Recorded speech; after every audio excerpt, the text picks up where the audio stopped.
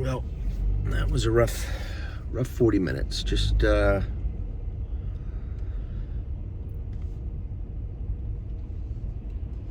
leaving the funeral home. And just paid some respects to a friend of mine who passed away a month ago today. And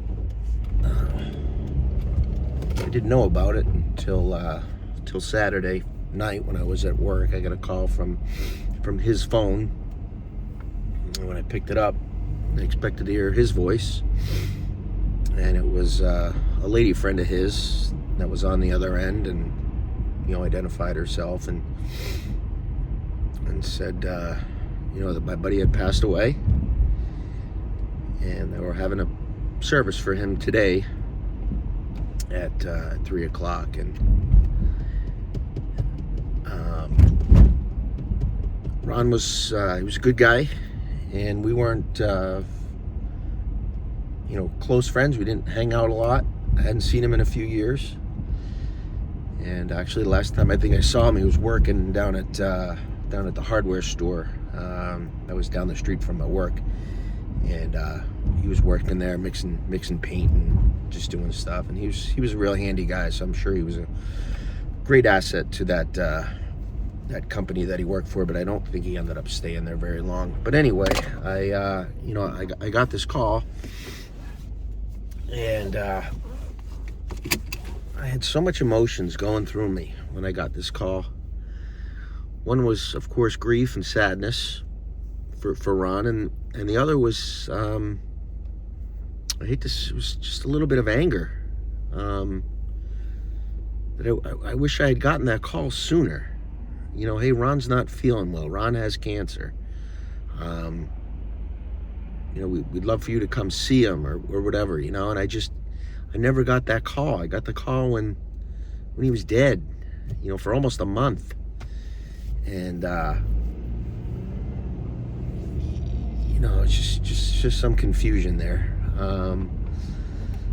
But anyway, Ron was a Vietnam vet, and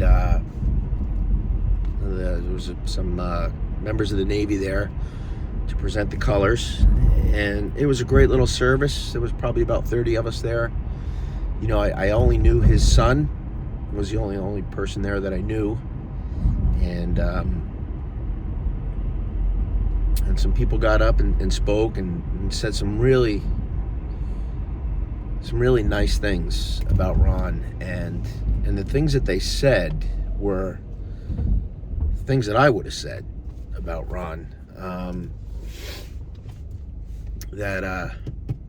He was a guy that would do anything for you. He would do anything for you, and you could call him at any time, and he'd be there for whatever you need. Ron, I got a flat tire. I need help. It didn't matter if he was working, not working. Wouldn't matter. He'd come and help you. So, but I think he was in his 70s. I think someone said he was 76. I thought he was younger than that, but that's about how how old he was. But I guess this brings us all to the conclusion of, not a conclusion, but just an observation, if you will, that you just never know. We call people friends, right? Yeah, I got this friend, that friend, but how many of those people are going to be there when you call them?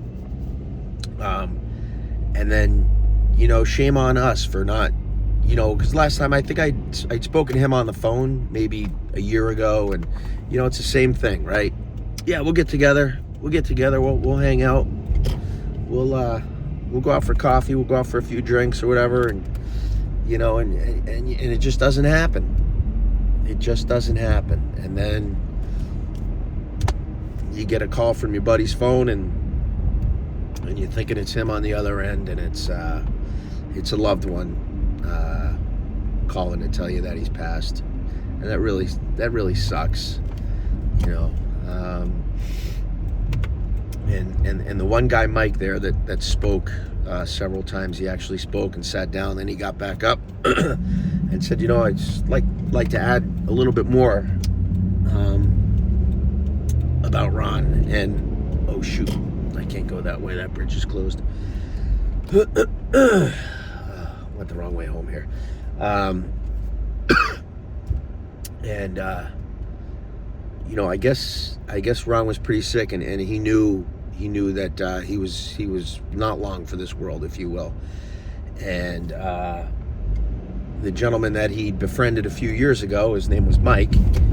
He's of the same age, or very, very close. And I guess during their coffee meetings and such, as they discussed, the end.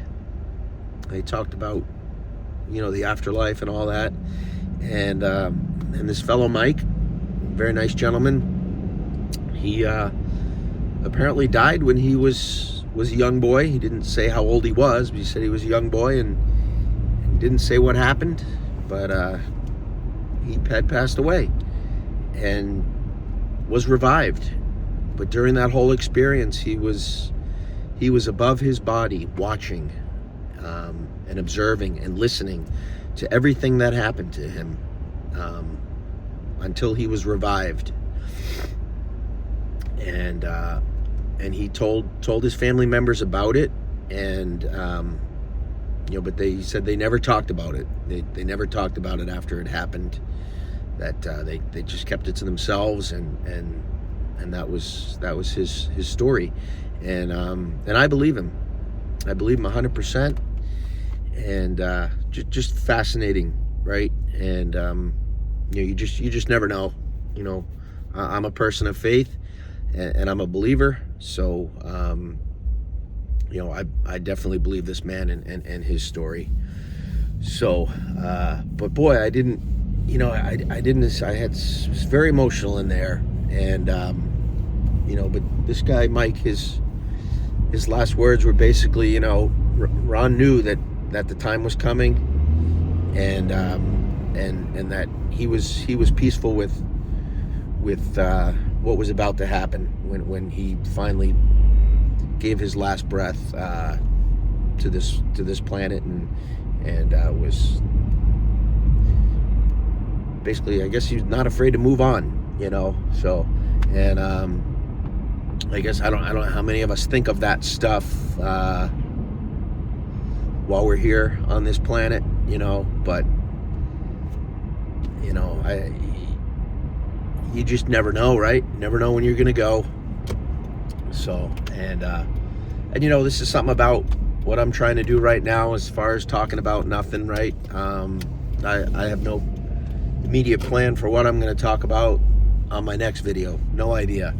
And but I thought I would share this with everybody, and all 47 of you wonderful subscribers, 46, but 45. But yeah, I got in the car, and I just felt like I wanted to make a video real quick about what I just did. I took a couple hours out of work today, and headed over to that funeral home, not really knowing what to expect. And then, but I was emotional, very emotional, and I don't get emotional too often, for sure, but I'm sad. I'm sad for Ron's son. I'm sad that I didn't get to say goodbye to Ron. Sad I didn't get another cup of coffee with him, or play another round of golf with him. We just, we just didn't get that time to meet up. So,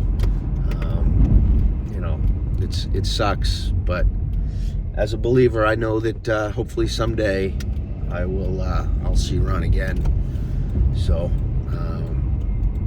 that's about it. So, thank you all. God bless you all. And,